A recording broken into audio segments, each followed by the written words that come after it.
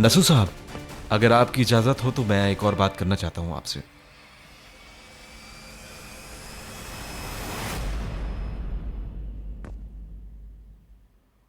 मैं आज होटल के अंदर असलान बे लोगों के लॉयर की बात सुन रहा था और फिर मुझे पता लगा कि हारून को कितना जानते हो आजाद?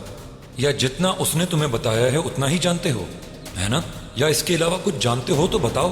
उसका हमारे ऑफिस में आजादाना आना जाना हर जगह है। वो हमारे बिजनेस के बारे में सब कुछ जानता है। उसे हमारे बिजनेस के सारे सीक्रेट्स पता हैं।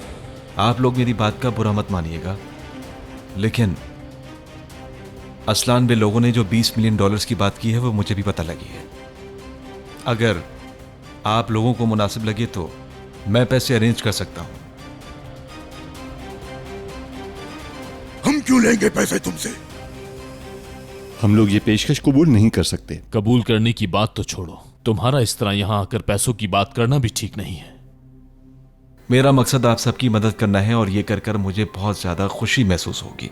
लेकिन आप जानते हैं कि मैं बिजनेसमैन हूं और इस तरह की इन्वेस्टमेंट करना मेरे काम का एक हिस्सा है। और इस तरह दूसरी कंपनीज में इन्वेस्टमेंट करके हम लोग अपनी कंपनी को और बड़ा करते जाते हैं, ये बात आप जानते हैं। आप लोगों को मुनासिब लगे तो मैं इस कंपनी का 5% शेयर उठा सकता हूं।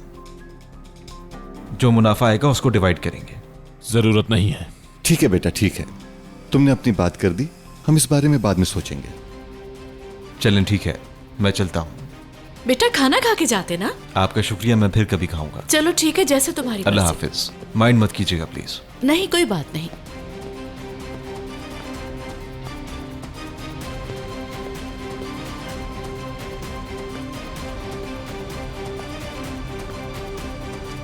आ जाओ, आओ बेटा।